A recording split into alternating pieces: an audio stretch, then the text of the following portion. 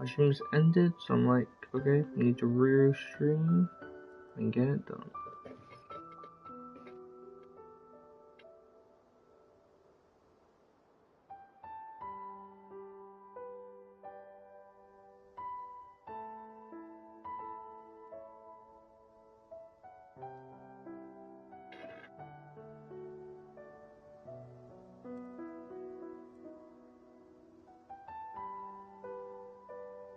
Alright, testing. Testing.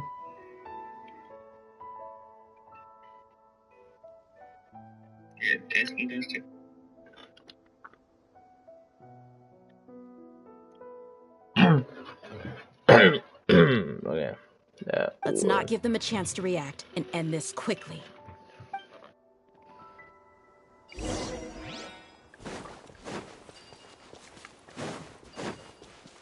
That's the line. Feeling lucky today. Oh. Wait, that's actually. Rain outlines My your game fate. is built like that. Body and There's mind. no damage in my tail. Freeze. Witness the power of Gugwa.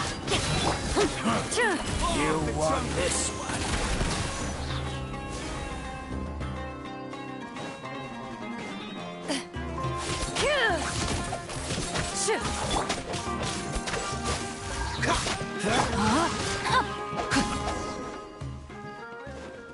Talk to whoever that is.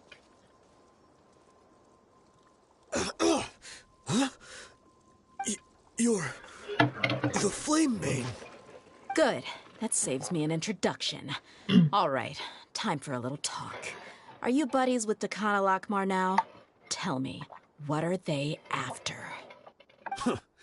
You know the code of being a mercenary just like everyone else. The first rule is to never divulge key information about our employer. What makes you think I'd talk? That might have worked on an amateur, but I know you're just looking to protect your reputation. Think about it, though. What's your reputation worth if you won't have the other tools you need to succeed in this line of work? Tools like, I don't know, your limbs or eyes? You've got 5 seconds. You might want to think twice about how much your employer's information is worth to you. Whoa! It's alright, pal. She knows what she's doing. I'm not joking around. We can do this the easy way or the painful way. 2 seconds. I'll save you the trouble.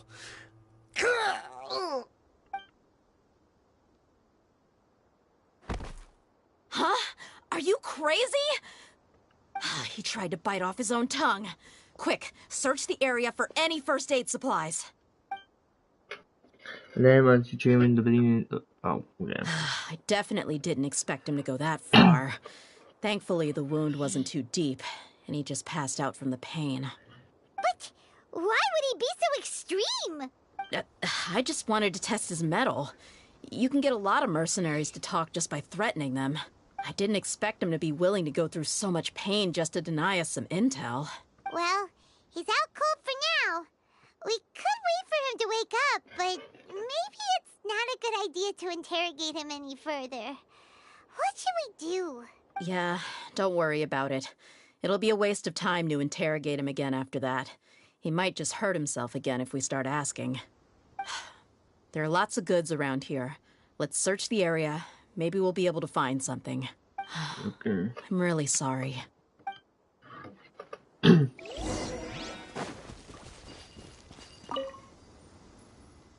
Okay, before you wake up, so you should be okay to leave him for a while.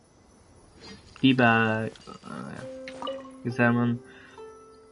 The little thing that's saved for a few more in the box. It doesn't seem like there's anything noteworthy.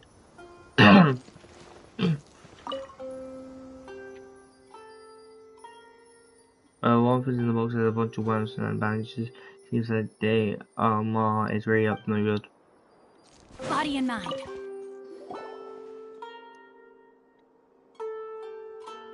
We found a piece of paper with a bunch of names on it. Maybe it's a record of something. Let me take a look. If this really is a merchant caravan, they should have a record of their transactions. Yep, I see an entry for Dakana Lakmar right here. Kusela, Idrisi, Bashar, and Takriti. All familiar names. Dakan al-Akmar has been trading for a hefty supply of food, weapons, and medicine. It seems that in the past, they used to receive some canned knowledge as well. This caravan is just one link in their logistics chain. Once in the rainforest, the caravan will exchange the looted goods for Mora, and the funds will then be passed to a specific person. That person will then pack the caravan full of necessary goods, which will then be brought right back to Dakan al-Akmar. Wait, why is there no Mora value recorded for the final transaction? No value? Yeah, every transaction before the last one was marked with an exact amount of Mora, but the final one, where they paid for everything to be brought back to the desert, was simply marked as delivered. Maybe the more amount just having to cancel each other out. Perhaps. But they couldn't have known how much they would make off selling the loot. Do they not care about profit margins at all? Anyway, the next part's the records of the goods themselves. There are a lot of entries. Everything was probably sourced from the rainforest. Huh? What's wrong? Shazamon Homayani? Homoyani? You mean Dunyarzad's family?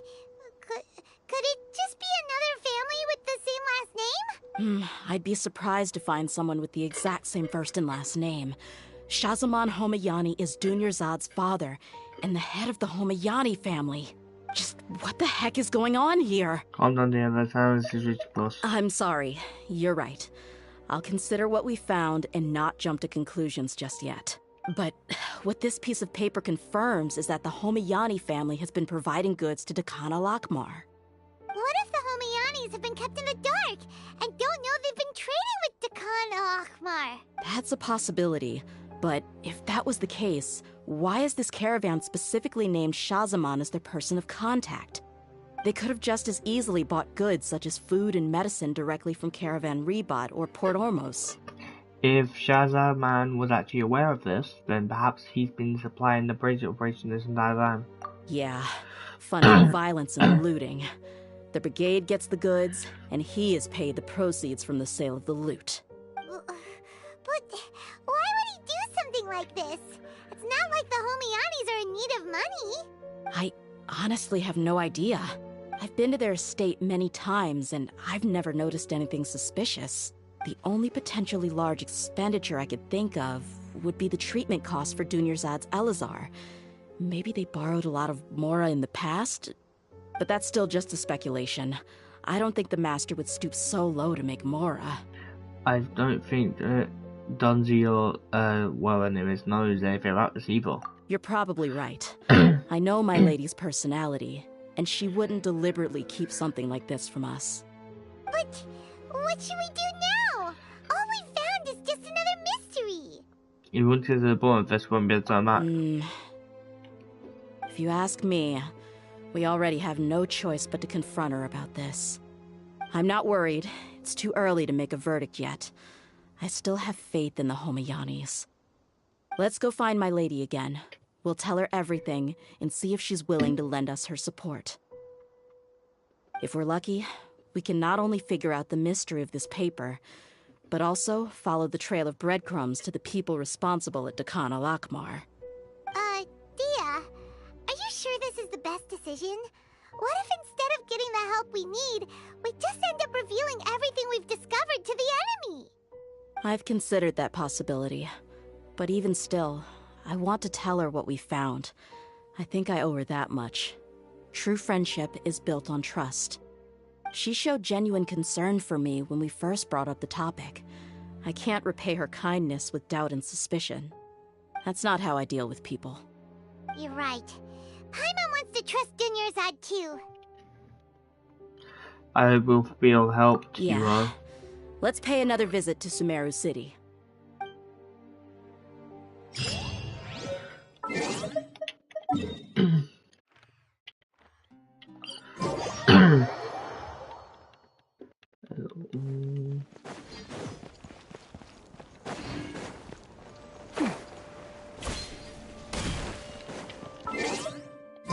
I'm gonna avoid you Time having to out. act.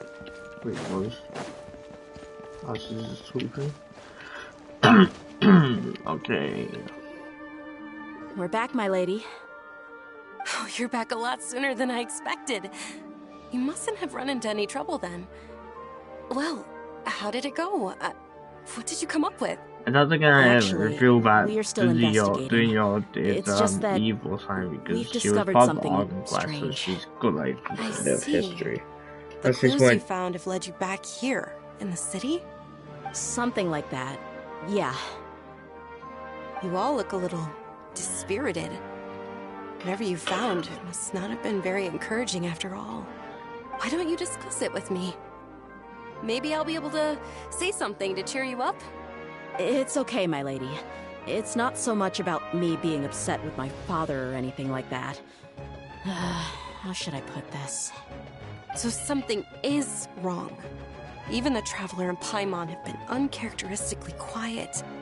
On any other day, Paimon would have already waved to me with a smile and shouted, "Dunyarzad, we're back!" So tell me, what happened? Well? My lady, please prepare yourself for what we're going to tell you next. It concerns the Master. The Master? You mean my father? Okay, I understand. Don't worry about me. I'll listen as attentively as I can. My father has been supplying goods to Dakan al-Akmar? Yeah, it makes as little sense to us as it does to you. I've never doubted the Master's integrity, so I'm having a real hard time rationalizing how he could ever support an infamous brigade like them. Maybe he's not actually aware of the full story and just stumbled into the deal by accident. that feels like unlikely though. I can't help but agree with the Traveler. Huh? You mean you feel the same way, Dunyarzad? Thank you for sharing all this information with me. Since you've told me everything you know, I should also tell you about some doubts that I've been harboring for quite a while. In the past, I thought that my father hired a bodyguard for me so that I wouldn't run away and get lost. However, there are plenty of capable mercenaries in the Corps of 30. Why did my father go out of his way to hire Dia? About that. Well, the Homayanis really needed bodyguards, so they reached out to the Blazing Beasts. Later, the Master told me that I was one of the best mercenaries he'd ever seen, and that I should stick around to become one of his bodyguards. He offered me a pile of Mora, so I just signed on. Well, but that didn't really answer my question. Just think about it. Why did my father specifically reach out to the Blazing Beasts?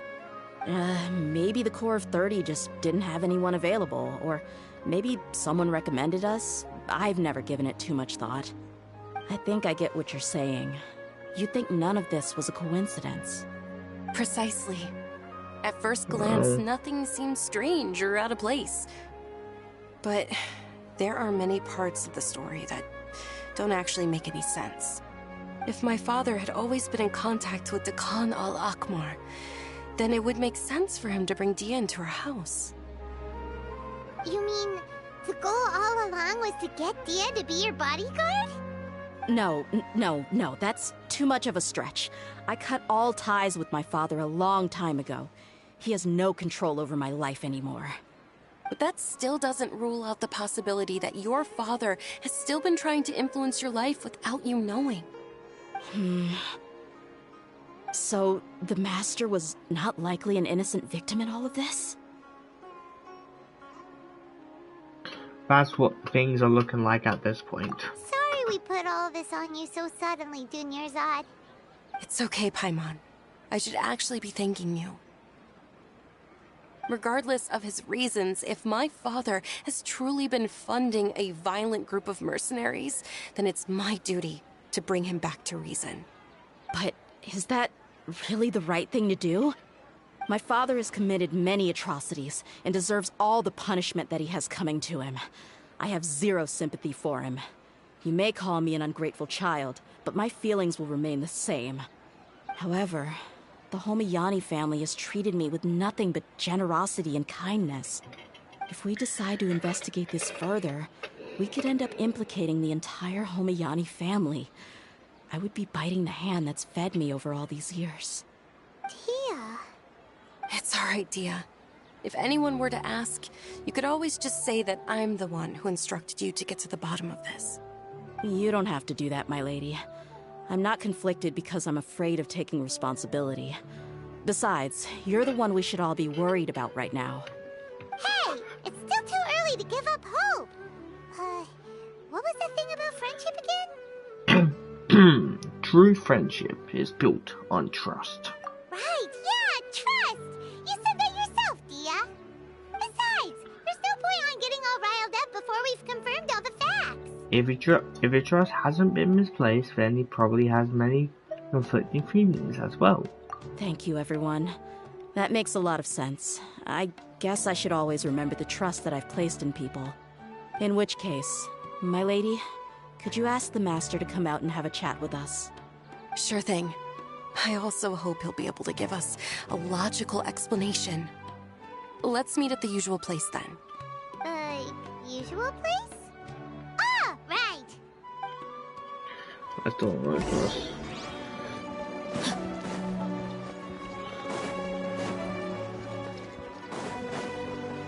Body and mind.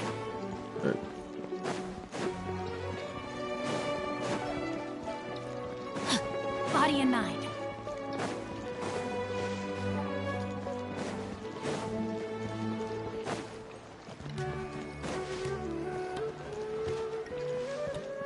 Time to act.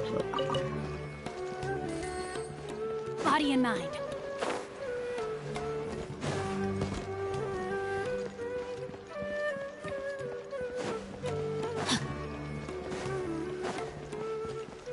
Body and mind.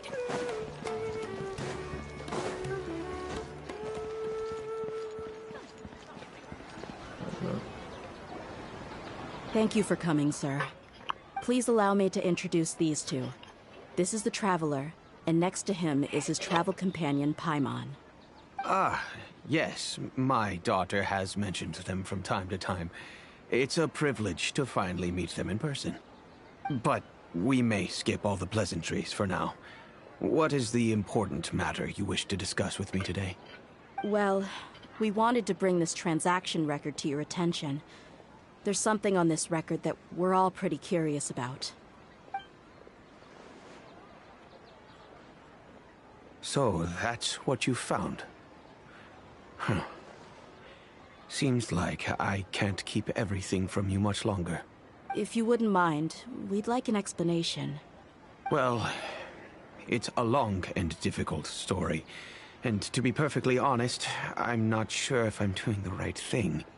What I do know, though, Dia, is that the truth will bring you no solace. If anything, it will likely cause you a great amount of anguish. Wait, me? Yes. I understand perfectly why you came to see me. And I am touched by your collective commitment to do the right thing. But knowledge always comes at a price. And sometimes, as they say, ignorance is bliss. Your father, Kusela, and I both believed that. Of course, you have the right to seek and learn the truth, but I must warn you. The facts of this matter may reduce everything you've built for yourself into sand, blowing in the wind. If you must proceed, then Kusela's heartfelt efforts will also fade into the wind like a fleeting mirage. His heartfelt efforts? I'm sorry, sir, but I'm not sure I follow. I've made it this far in life without a single drop of my father's support. I have my own ideals and ways of looking at the world, as well as people and causes that I've chosen to cherish and fight for. None of these things have anything to do with him. I came here today to support you as the head of the Homayani family. No warning will change my stance on that. I understand. Then let me tell you a little story. Our family once needed to take a trip to the desert when Dunyazad was just a baby. Along the way, we were attacked by bandits. They had superior numbers and quickly overpowered our bodyguards. When all seemed lost, a group of passerby Eremites lent us their support. Those Eremites were Kusela's brigade, Dekan al-Ahmar. Kusela's men told me that the attackers were Eremite mercenaries, just like themselves. I was shocked. Why would Dakan al-Ahmar go so far to save us and not spare the fellow Eremites? Kusela was grinning and walked over to play with baby Dunyazad. She was startled by his unfamiliar face and nearly started crying. Really? I never knew. He said that he had no particular reason to help us. He just took pity on us because he had a daughter about the same age. We started talking about our children, and I sensed that he was a devoted father. To repay his kindness, I hired his brigade to help out at our estate for a time, and offered everyone generous remuneration. So, that's what happened. It was many years before I saw him again. I almost didn't recognize him the next time he came knocking on my door. The man I knew to be strong and healthy had been reduced to a shell of himself. He couldn't even walk anymore without his cane. So, what happened to him? He was perfectly fine when I left the brigade. I'm not too sure myself. The only thing that didn't change was his cheery disposition. He said there was absolutely nothing to worry about and that he had gotten into a fight. That was all. He then suddenly asked me if Dunyazad, now that she had grown, would need a bodyguard of her own. At the time, Dunyazad was going through a particularly severe bout of her Elazar. There was no need for her to have a bodyguard when she could barely leave the house. But he kept coming back to the topic. Come on, it never hurts to be safe. How do you know a bodyguard won't come in handy one day? I was completely lost at first, until he recommended the Blazing Beasts, and in particular, a mercenary named Dia. So he was the one who recommended Dia to you. Indeed. He didn't say it out loud, but it was clear that he saw Deshret's relics as an evil group who would eventually corrupt every member in their ranks. He was already beyond redemption, but he hoped that he would be able to detach his daughter from the vicious world of mercenary life. If Dia could stay in my house and keep working as a bodyguard, then gradually her affinity for the desert would decrease, and she'd be able to leave her previous life behind. And that's why you offered her such generous compensation? Yes, but not just because of that. From the moment that he asked me for that favor, I also began to see Dia as my own daughter. And that's also why I tried to persuade you to stay when you asked for permission to leave. I was willing to spend however much it took. Kusela saved my daughter and me all those years ago in the desert. I could never refuse him entrusting his daughter to me. He was always like that, acting like he's oh so smart and self-righteous. Kusela said that he'd reimburse me for a portion of Dia's fees. I refused to take any mora from him, but he'd always send me funds anyway. Eventually, I just accepted them as a token of his gratitude. And that went on for a while until I received another letter from him a few years ago. The letter contained a request to help him buy food, weapons, medicine, and even explosive materials. Wait! Isn't that around the time that Dakan al-Ahmar started becoming more aggressive? That's right. When I started to hear some nasty rumors, I became wary. I wanted to meet him face to face to discuss things. But by then, he was no longer receptive to my requests to talk. If I had to guess, it's probably because he doesn't want to put Dia at risk. Yeah. Thank you. Oh no. I might go AFK for a bit while this is being put on because I do need to get something to eat. So yeah, I'll be right back. As for the video, it'll probably be paused for like a second, and then you'll probably cut me. Be right back in a minute. So not too much. It will change. I make sure I look at X on okay.